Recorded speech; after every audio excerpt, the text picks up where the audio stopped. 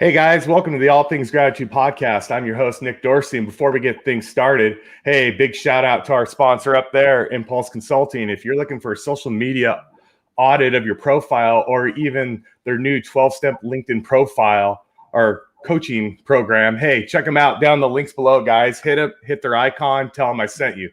Right on, guys. So today's going to be a lot of fun. I mean, it's all about health day today, man, and workouts and everything. So our next guest, they formed Bodyrock, was founded in 2010 by their CEO, Fredrick, a graduate of film studies at Queen's University, also achieving a master's in digital design.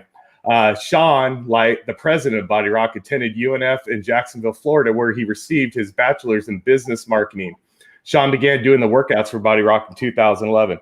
Bodyrock started manufacturing in 2015 with one product, the weighted vest, which we have a couple of them. And all this was being done out of a garage until recently when they moved into a 10,000 square foot facility. Now they're currently manufacturing over 50 products. Their streaming platform, Bodyrock Plus, Bodyrockers can work out to more than 1,000 workouts in their library from beginner to advanced. Their mission is to build the best home workout platform in the world.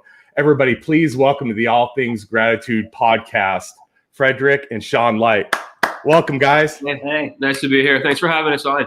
Thanks. Yeah, man, no problem. I mean, this is going to be a lot of fun because the story, you read your bio, we got a marketing background, we got some marketing backgrounds and everything.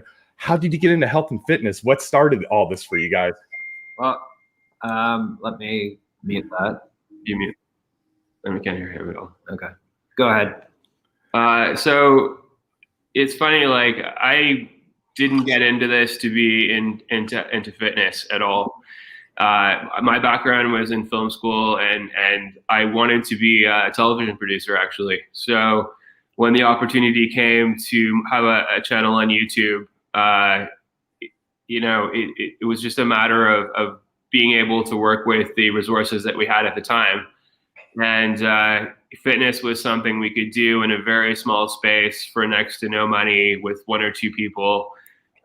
We started with like a stretch band and we started with one camera and like a 200 square foot like space to work in, if that. And Sean was always sort of the athlete.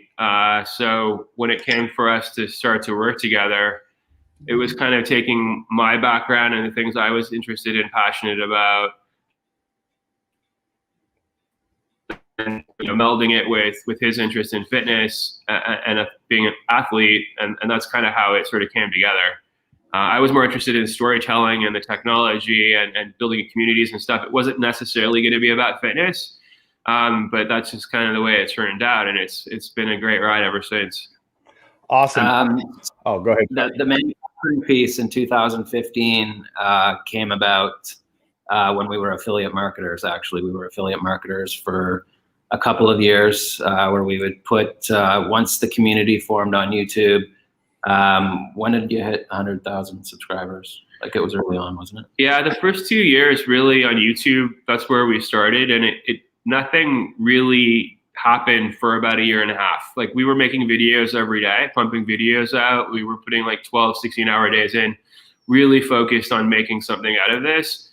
And to be honest, it took about a year and a half before people started watching and, commenting and all the rest of it. And once we sort of turned the corner on about a year and a half, we hit about 1 million views on YouTube, like total view count. And then from there, it really started to lift. And, then we were doing, 1 million views a day in short order after that. I remember we were on the global homepage of YouTube something like 14 days in a row at one point. Like just the views were incredible. And now I believe we have something like 780 million views on YouTube alone. And I think we've done, it must be pretty close to 2 billion views total now across all platforms, which is pretty incredible. Yeah, that's absolutely amazing. Just real quick, so anybody doesn't know, Fredrick's in the hat. Sean's not wearing the hat. It's kind of reversed on the screen there for the name. So just so you know. And it looks like we have a rumor on today. Sean, is this true? Happy birthday. It is my birthday. Thank you. Birthday. Hey, thanks for being on your birthday, man. Oh, no, thanks for having me. in 2015, so back to where I was going to get started.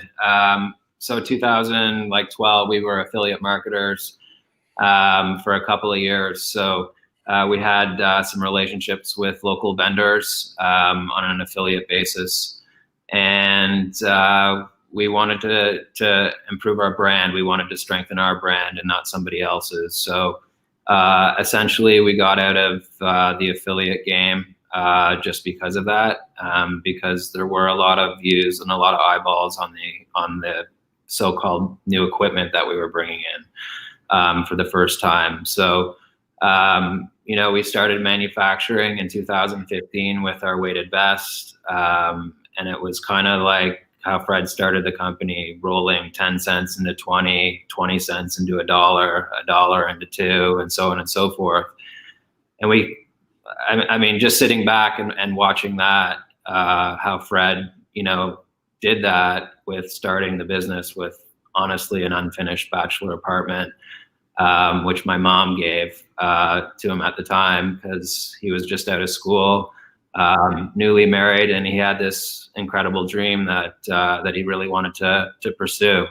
And I just kind of took what I learned from learning from Fred back in when we started, and we just rolled with it. So once the 6-pound vest came, we made an 8, and then I made a 10, and then I made a 12, and then we started producing dumbbells and so on and so forth. So we're up over 50 products now.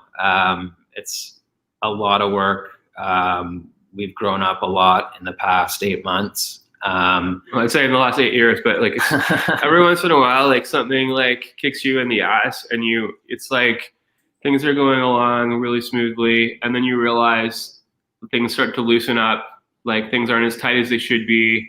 You sort of lose focus here and there, and so this is just a pattern that repeats. Like we sort of come together and okay, that we can make this better now. We're both really focused on what's happening. And there's like a wake up. There's something that happens that wakes you up, and you're like, okay, now we gotta sort of focus down and fix some things. And that's just an ongoing process. But I'll go back to the affiliate stuff. What was nice about being an affiliate is that we could use these products in our videos, do a lot of content marketing around them, and actually listen to the feedback of our community and tell us like, okay, well, this is a great product, but what if it was this color? Or what if it was slightly different?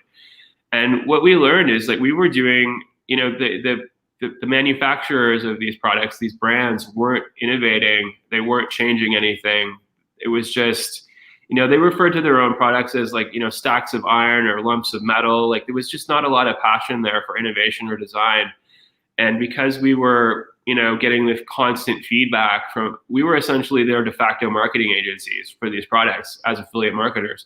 Mm-hmm. And we took all of that learning and we started applying it to the manufacturing process and to like all of our products. I can say, there's some great products out there, but we've improved we continuously improve that product no matter what it is. Like I think the weighted vest has gone through probably 10 redesigns at least, making sure the straps fit properly, that it doesn't chafe, that the materials, whatever that looks like, we're constantly improving those products. And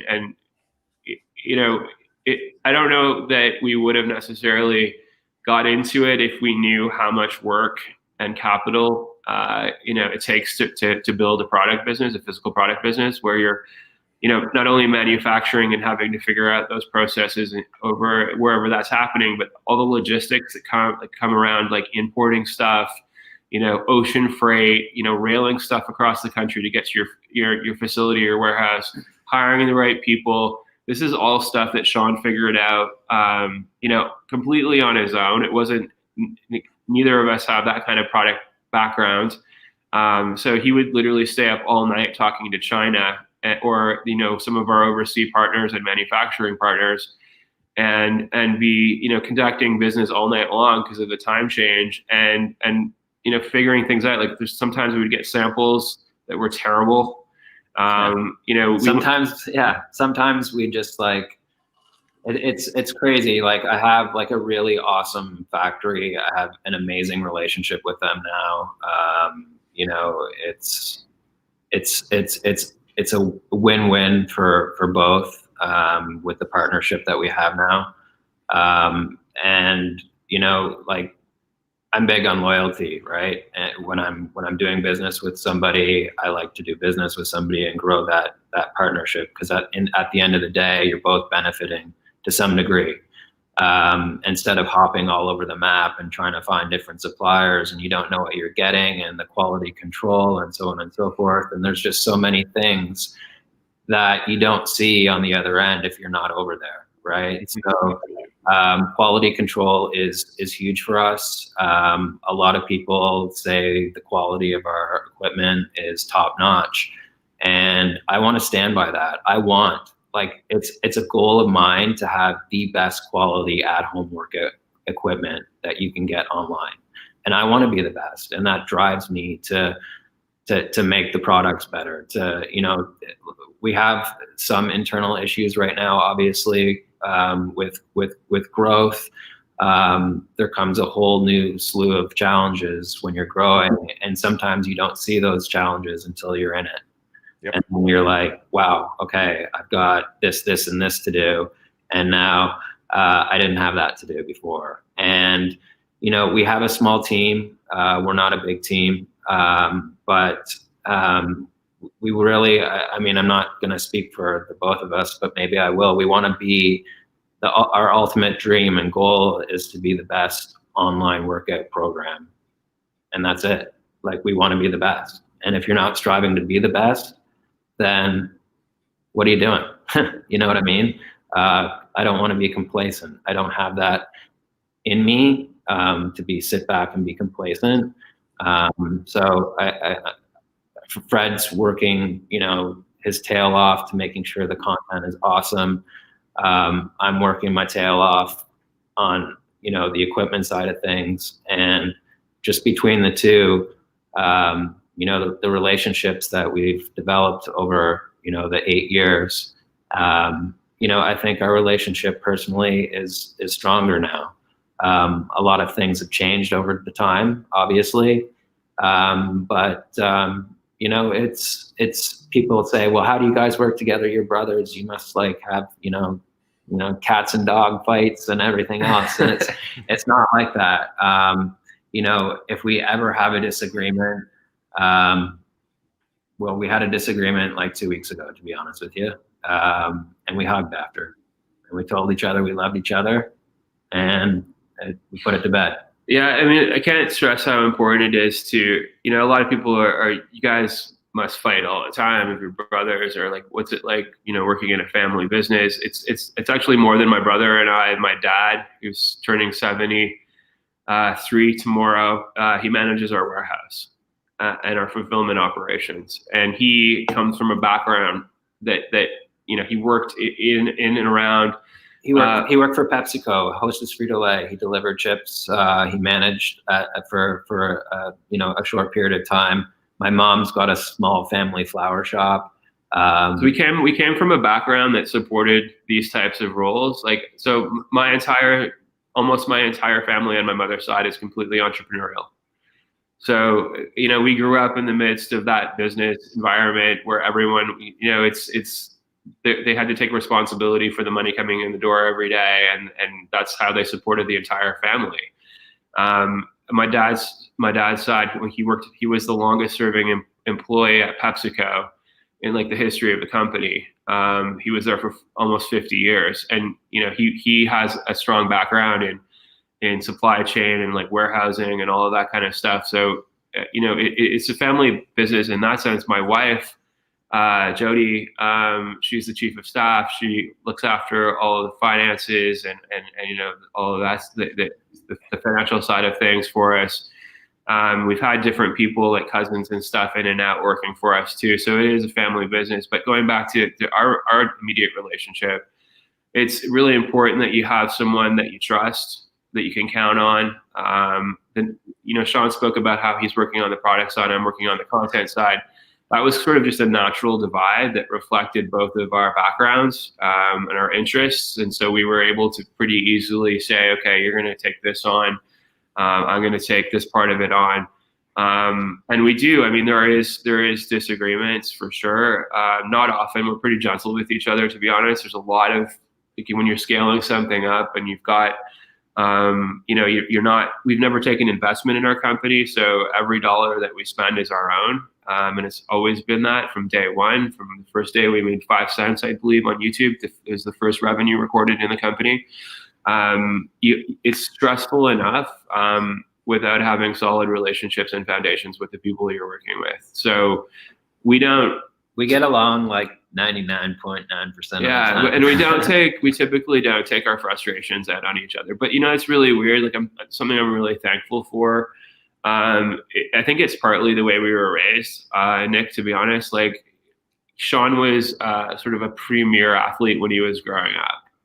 I was someone who was always, my side of things were art. My strengths were in drawing and writing and that kind of thing. Sean was an athlete. Sean got a lot of attention when he was growing up. Like, he was constantly in the newspaper, like often on the front page of our newspaper for his baseball exploits when he was pursuing his baseball dream. And the way we were raised by our parents is like, I never felt anything but proud about my younger brother's accomplishments. It sounds strange to say, it never occurred to me to be envious of any of his talents and abilities. And I think they weren't, I mean, maybe it was because they weren't like head-to-head competitive. It's not like I was trying to be an athlete and he was trying to be an artist or a writer or something. And it was the same thing. Like, I'd come home and he'd like have this awesome drawing. Like, I remember I don't know if this was high school or 8th grade, he drew Dad, the camel. And it was really cool. Anyway, so maybe it was a little bit that we weren't directly competitive with each other, but we were just really, I was always happy for his successes. He was happy for mine.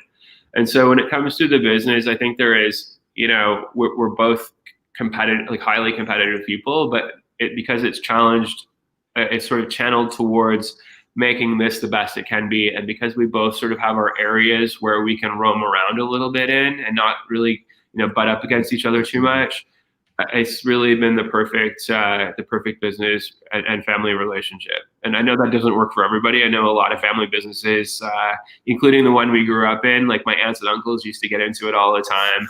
Like battle royale, the next day everyone's happy and back, working together. But it's been very fortunate that we have had this type of relationship and been able to work together the way we do. That's awesome. And a couple things you brought up, which I know, Sean, I feel your pain. I used to work for a manufacturer and we used to ship stuff overseas all the time, and just dealing with customs, dealing with tariffs, and dealing with the time change and trying to get a hold of those other countries and companies, man, what a pain in the butt. I just remember that. It was just paperwork. And, and you guys right now, correct me if I'm wrong, do you only have one warehouse now up in Canada, or do you have it down in the US, or? We have one warehouse. So, to keep it in the family, my dad started shipping our first stuff out of the garage, right? Out of the garage we rented. He set up a table, and he started shipping. And it would probably save the company money, to get a drop off on the West Coast and have a 3PL and not have it railed across. But, my dad's been there for us thick and thin for, his entire life, not just with the warehouse. Like, that man will get up at 3 a.m, start doing orders for us when everybody else is asleep. So to keep it in the family, we've decided to do our own warehousing out of here. We do ship to the United States, obviously, on a 2-day with UPS or by ground. So if you order, it is busy. Right now, being January, the pandemic, gyms are closed. There's so many restrictions. It has obviously created the demand for home workout. Mm-hmm. Fred asked me in 2020 which one thing that I was thankful for, and I said to him, well, that's easy. I didn't even have to think about it. I was just thankful that we didn't have a brick and mortar where we had 10 or even 2, 3, 4, 5 clubs that, we're trying to maintain.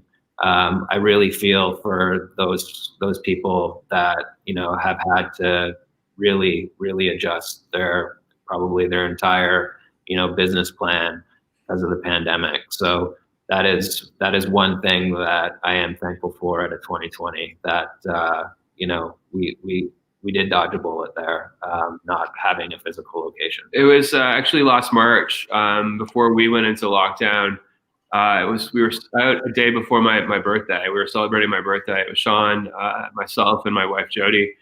And the waiter came up to us and he was like, "Have you heard, like, tomorrow, like, something might happen? We might close down for 2 weeks," because we were told up here it was 2 weeks and then we were going to be out and everything was going to be fine.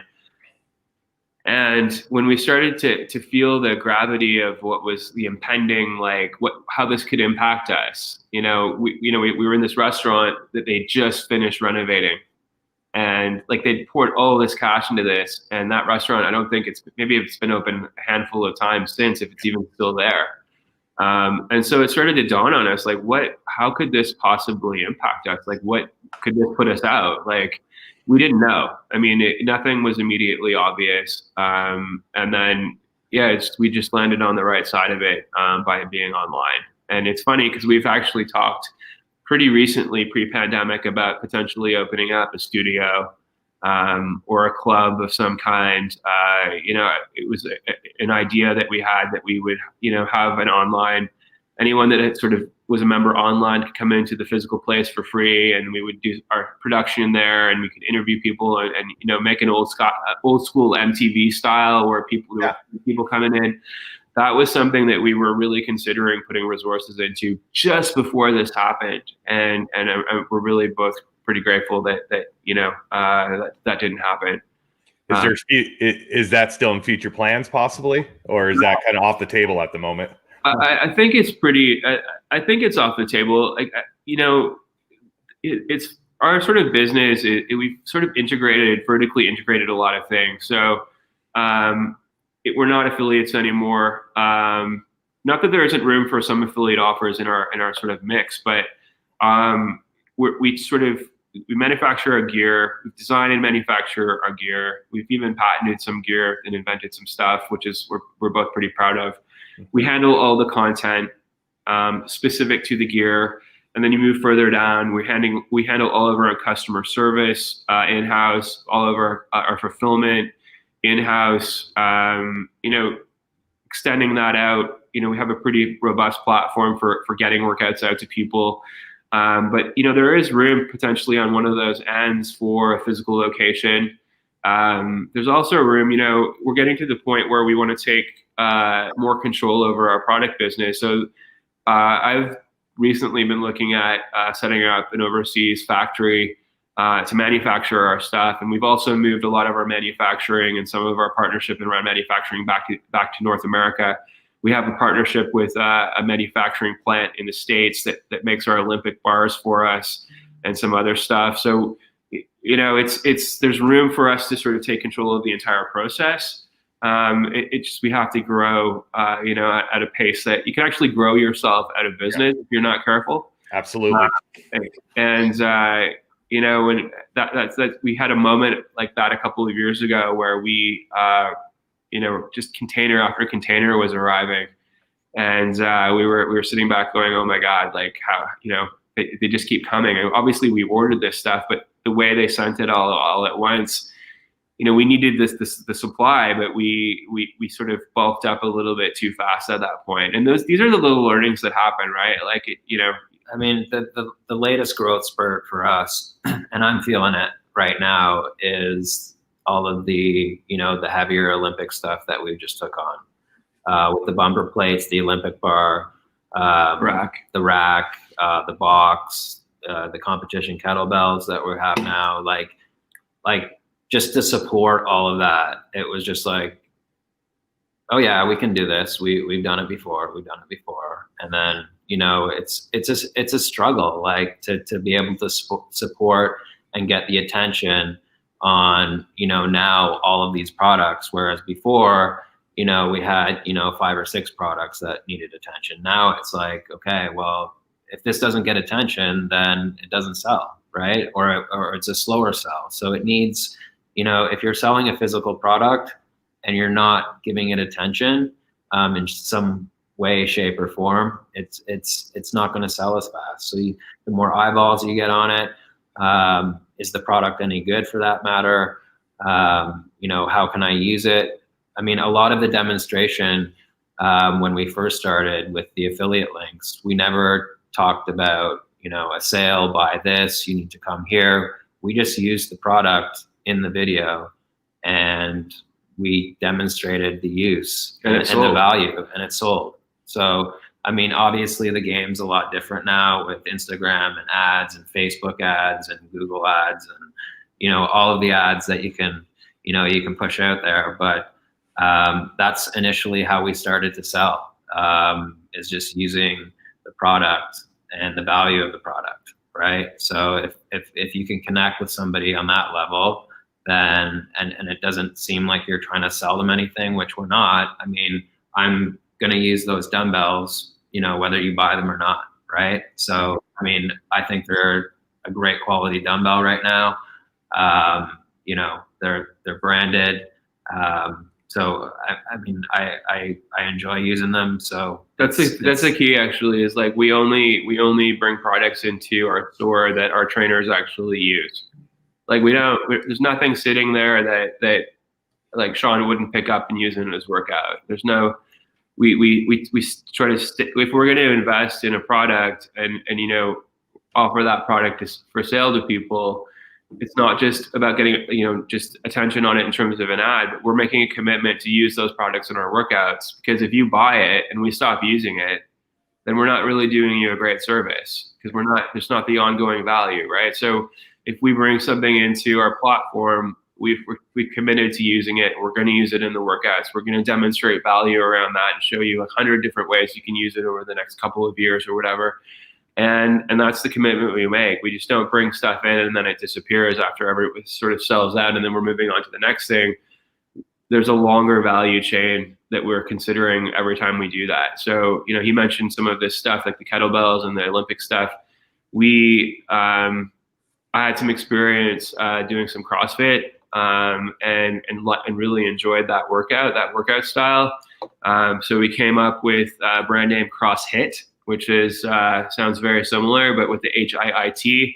And the plan was to create a sort of CrossHit style workout in the home. Like take that workout from the box into the home for people who prefer to do it in a garage or their living room or the backyard or wherever they're setting up to do it. And so now that we have these products, we have to create programming and content around those products to show the ongoing value for really until we, I mean, that's it. We made that commitment. The only reason that we kind of started that was I was just looking on Instagram, through my feed, and I was like looking at all these people working out at home or their garage with, Olympic stuff. And I was like, well, we can do that. Why don't we do that? So that's kind of how that started. There's a lot of that we could do that. Why can't we do that attitude without really understanding like how hard that's going to be. Yeah.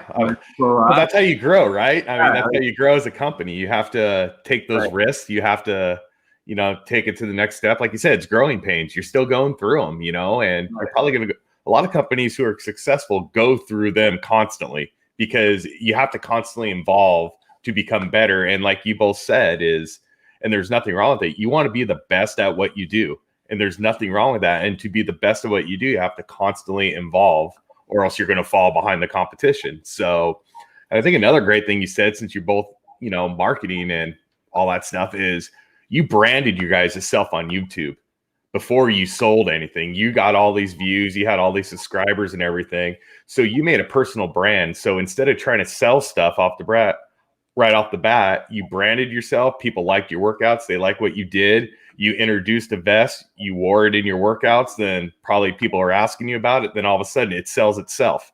You don't have to put a lot into it. So we tell a lot of people, especially through the LinkedIn world who are trying to sell things, don't connect with me, then send me a sales pitch.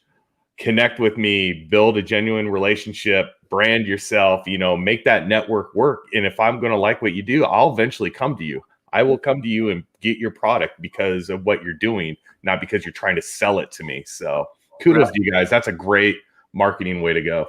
Well, we just took that approach to content as well. We have a streaming platform that you mentioned at the top of the show called Bodyrock Plus. And, it seems like everyone right now has a streaming platform, especially with the gyms closing and everyone trying to scramble and monetize. Like literally any small, it's not just the big guys like Barry's Boot Camp and Soul Cycle and all those guys in Peloton.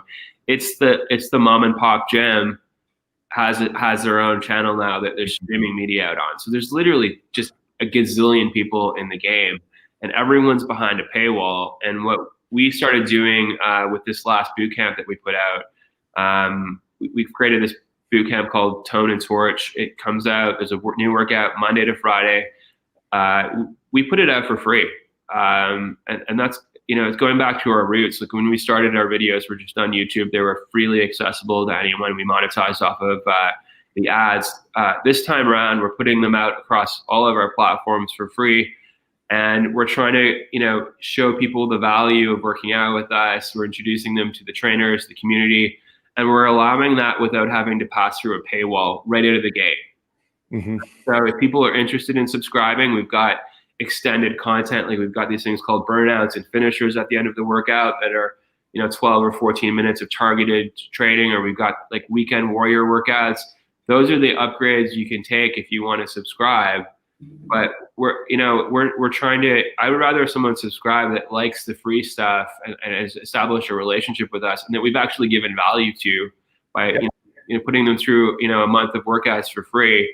And then if they're interested, they can come over and subscribe. I'd much rather have that person than run an ad just trying to go for cold traffic, blanket subscribers, people we don't know coming into the system.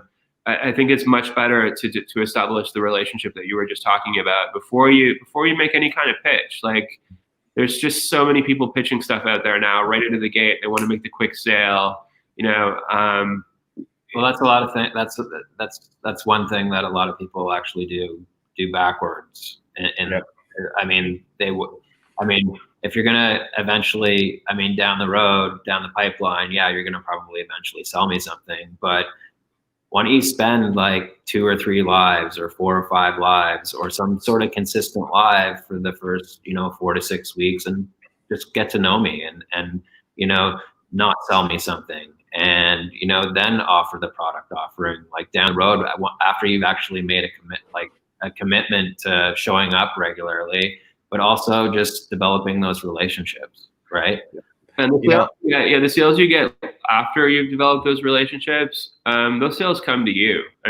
This might be a little bit of touching here and there with some ads or whatever. You send them an offer in an email, but that's not a hard sell anymore. It's just like you've proven the value. You can see that we're using this stuff all the time. You like your trainer. You're getting something personally out of it before we ask you for anything. And then, if the people who are interested in or want to make the purchase can make the purchase, but it's not a hard coming out of the gate, with the countdown clock, this offer is going to expire in 15 seconds if you don't click it. We're moving away from that and we're moving into developing these longer term strategies that are really based on providing as much value up front as we can. And then if we fit for you and you like us and you like your trainer and you're getting something out of it, great.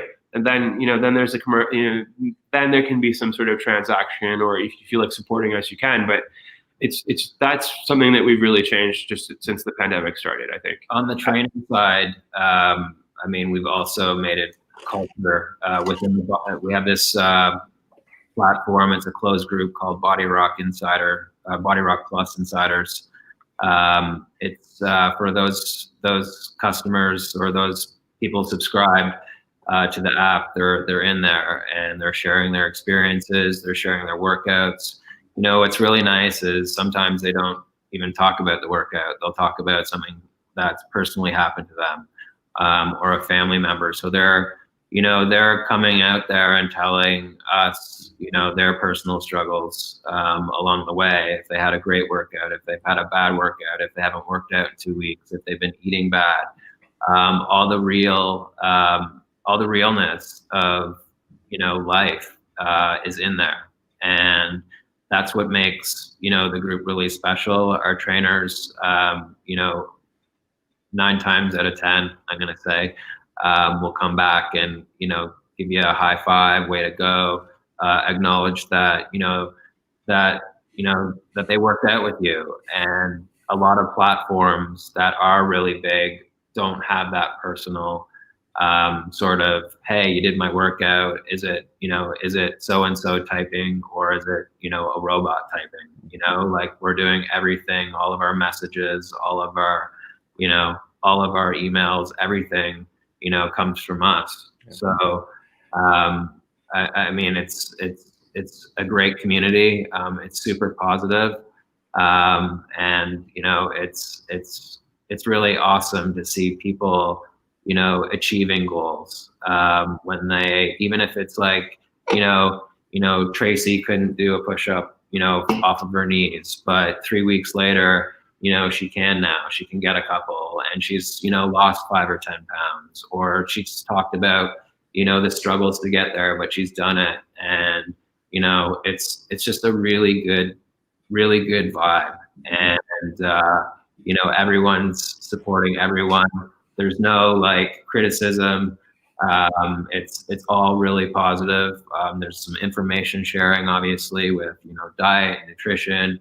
I try to post in there as much as I can when I'm not, you know, doing the other things.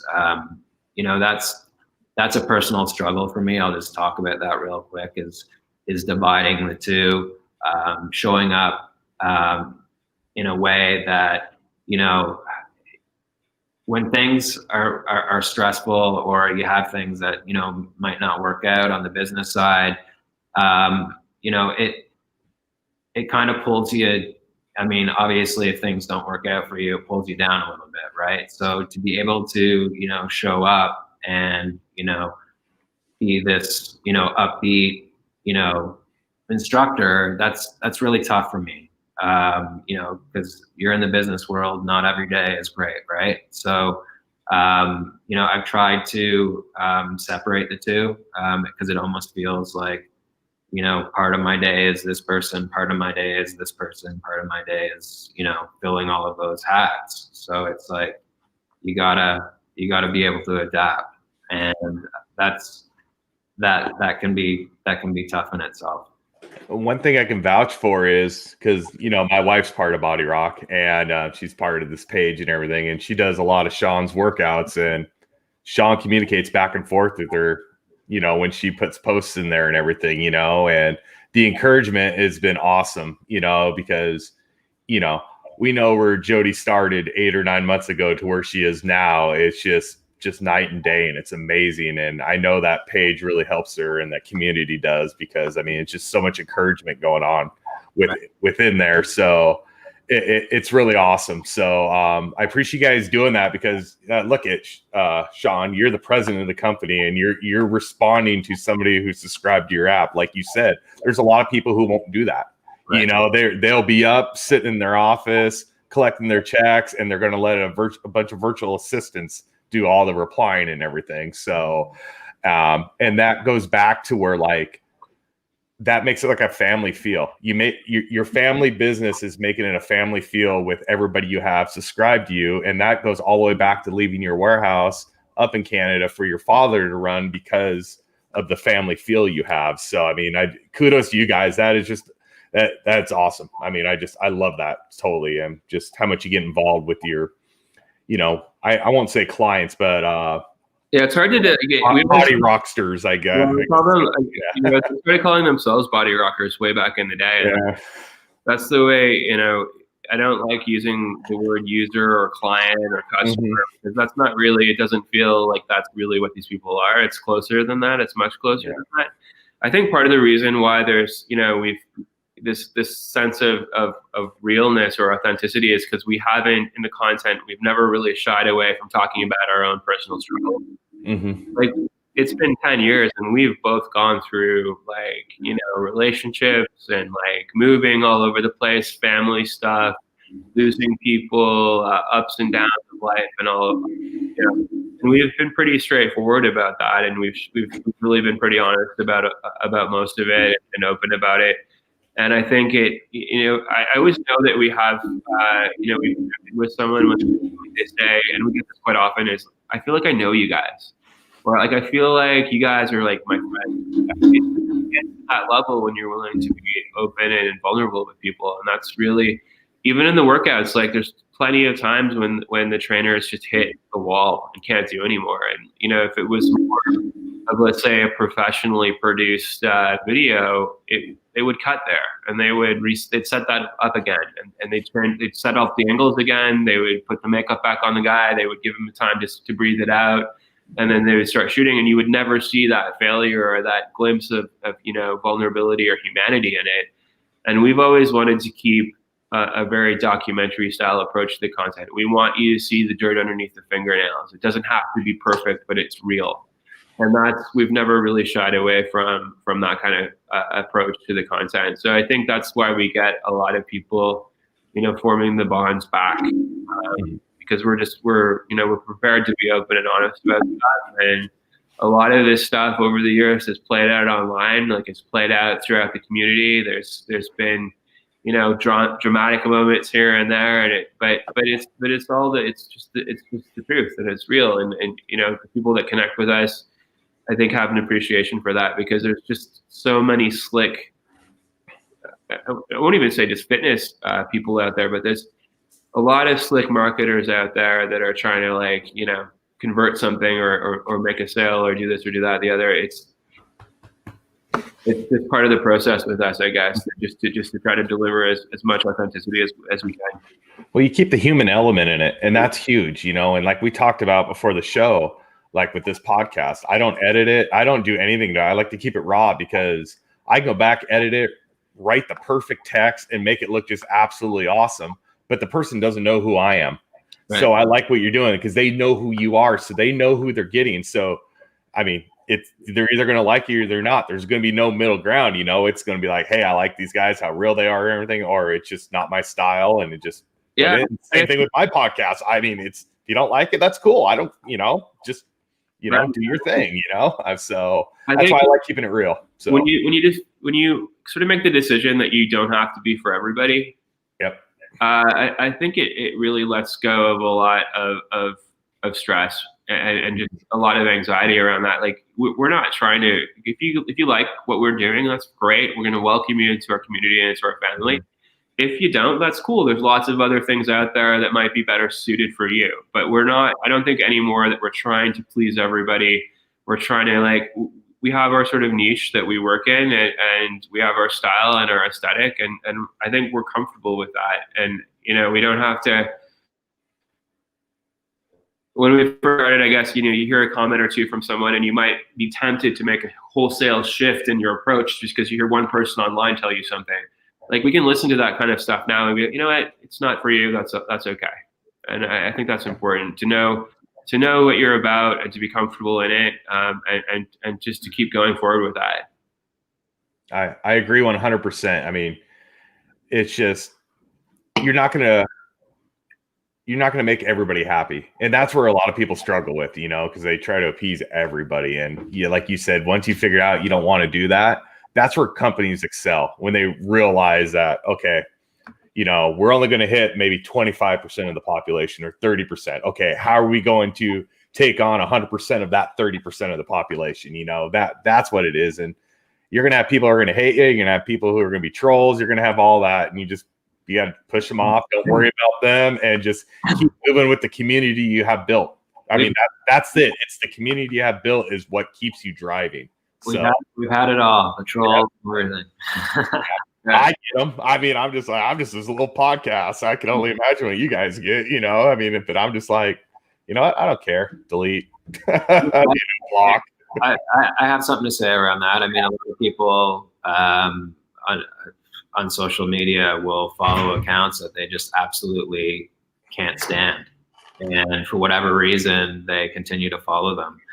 You know, if you want to have like a clean mindset, especially in today's age, it is really important to follow things that you want to look at and you want to enjoy and you want the content, because in this business, every time that we've kind of had a hiccup or we wanted to excel at, I put my blinders on big time, and you know, I don't look around. I just put my head down, and it's kind of like the next products, right?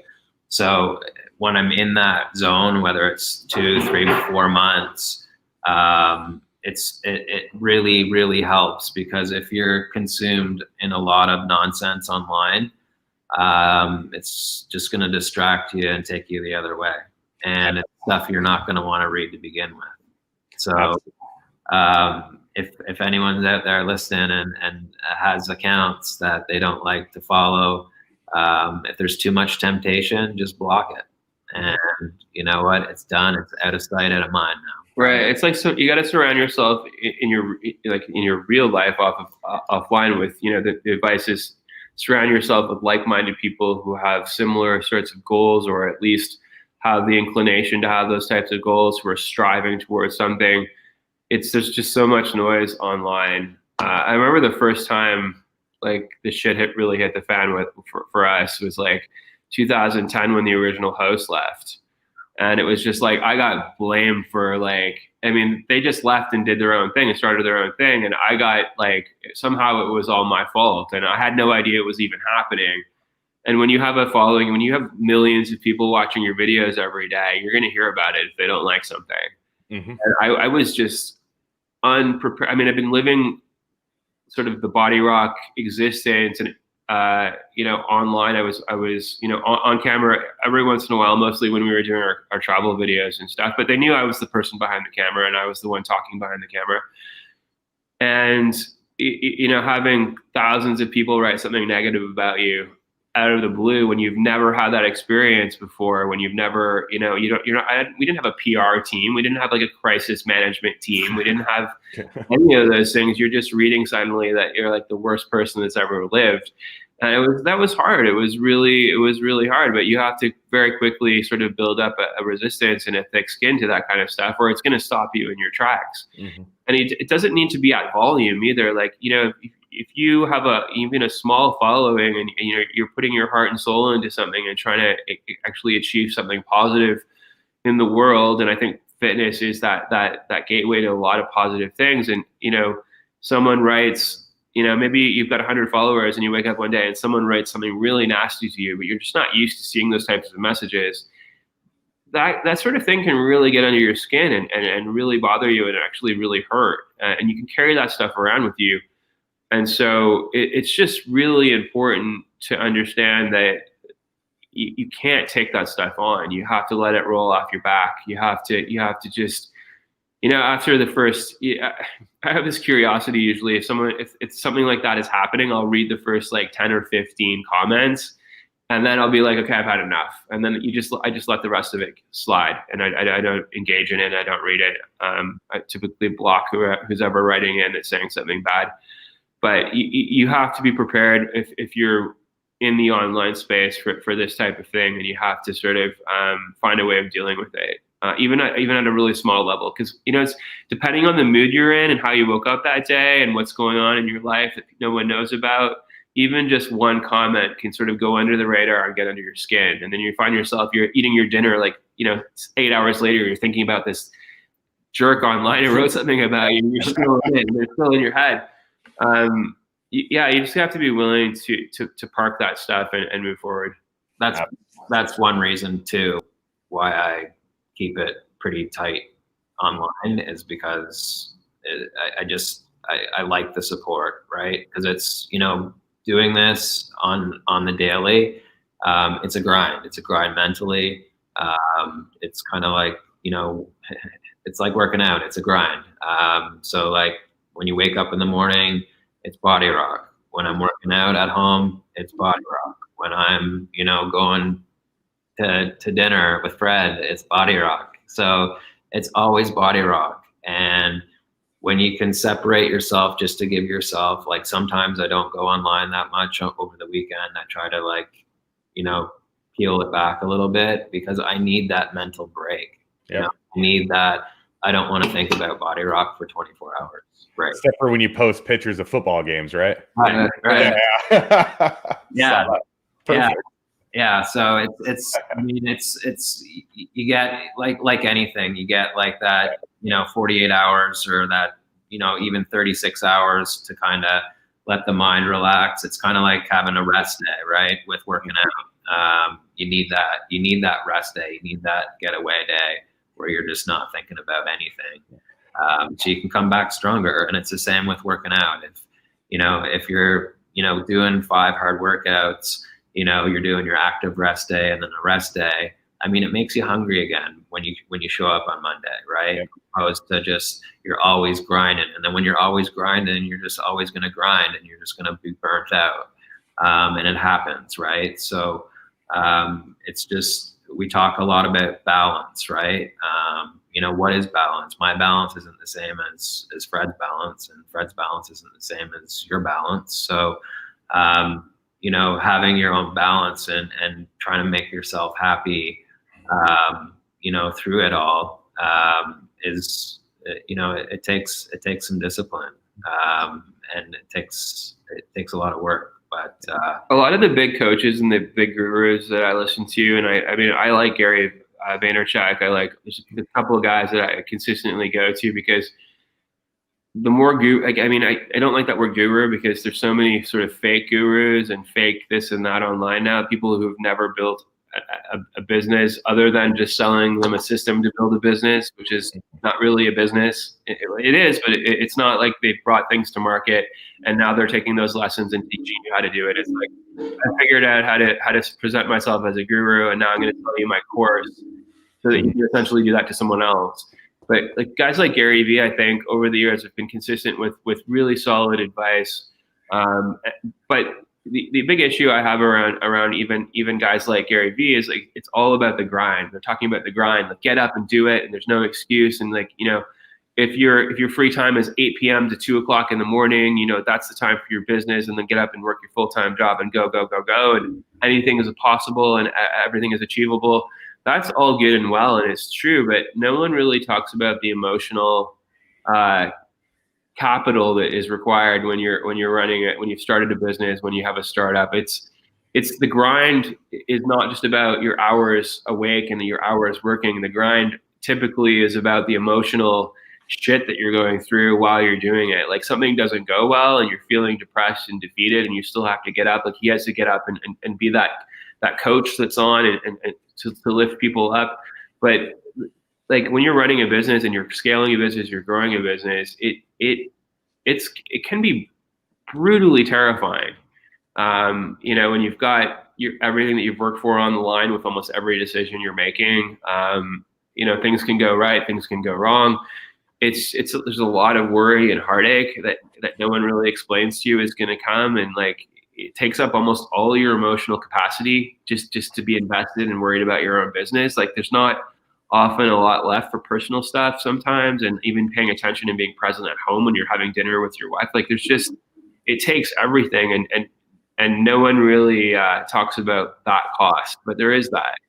Absolutely. And it's something that's important to keep in mind if you're thinking about entrepreneurship as a road and you want to start your own business. It's, you know, you kill what you eat what you kill, and you have to keep killing it every day, and you have to be in the trenches, and it's there is no break. You don't get to like park your job at 5 p.m. and go home and like, you know, pick it up when you go back into the office the next day. It's nonstop, and it can be very brutal and taxing, and amazing. Like lots of like not complaining. Like we've had an amazing ride. Amazing, you know, we've got to do some amazing things. We've got to shoot all over the world. We've got to, you know, work with some incredible people and meet and have an impact on like amazing people in our community.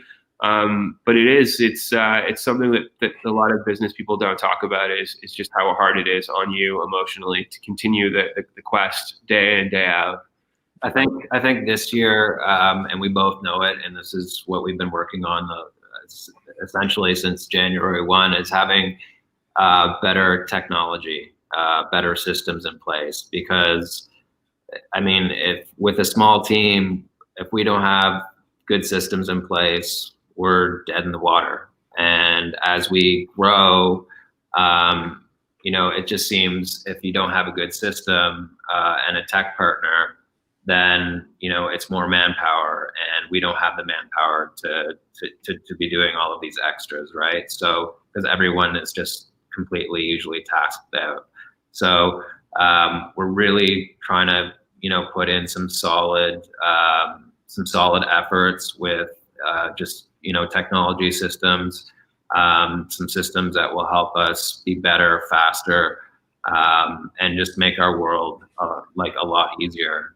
Like I said prior, you don't understand the hiccups until you're there. You're in it, and we're in it right now because we've just over the past 8 months, like we've grown, and we took it on, and we're in it right now. So now we have to have better systems, and that was something that we never thought about before because we didn't know until we're actually in it again, right? So yeah, like the days where we could keep track of our inventory with a spiral note binder, and the back of it, that's long gone, and you don't necessarily, it doesn't necessarily occur to you to think about this stuff in advance when you have 100 things like that you're thinking about. So it's like I think a lot of the time we react to pain points. When something starts feeling really uncomfortable and you can't sleep at night because of it, you're a hell of a lot more motivated to do something about it. And until you start feeling the heat and the pain, sometimes you don't do anything about it. And like Sean said, like we were a small team. I think we've got maybe between 20 and 24 people total across all areas and all departments. And it's and that's including the guys in the warehouse. So, that's everyone. We've really had to sort of look at those pain points and manage them, so that we're not as stressed out all the time, so that we can be better. Because when you're stressed out and you're in the weeds, you can't make those big strategic decisions. You're stuck. And absolutely. Yeah. Hey guys, we're gonna wrap it up because we got to get it under an hour so we can get it on Instagram. No, this has been great, guys. This has been outstanding. Let people know where they can find you, so they can find, if they want to. Hey, I'm thinking about Bodyrock. He said something about a couple free videos. Where can they find these and get a hold of you guys so they can test out your videos and see if they like them or not? Sure. So it's just bodyrock.tv. Cool. Like television, you can find, that's where our store is. It connects to our streaming platform. You can YouTube. Find, also Charlie James 1975. If you search for Bodyrock on YouTube, you'll find us. And we're at Bodyrock Official on Instagram.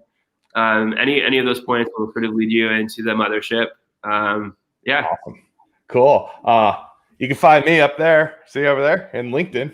You can find me there. You can find me at YouTube, everybody. Nick Dorsey Leadership. Pretty fast. Down in the links below, you got my link tree, goes to my website, it goes everywhere, man. So everybody find Bodyrock, go get them. The link's down below on LinkedIn to their website. So just click on it, go check it out. I've done a 30-day boot camp. I've done a 14-day level up. It kicked my butt, so it's a good workout. So go check them out, guys. Hey, today was great. I really appreciate you guys. I appreciate everything you do with my wife, Jody, and everything. You guys are great. You communicate with her a lot, and I really appreciate that. So thank you a ton, and thank you for being on the show. Let me know what we can do for you to help you out. Let me know. We'd love to promote you more. So, hey, everybody. Have a great day, everyone.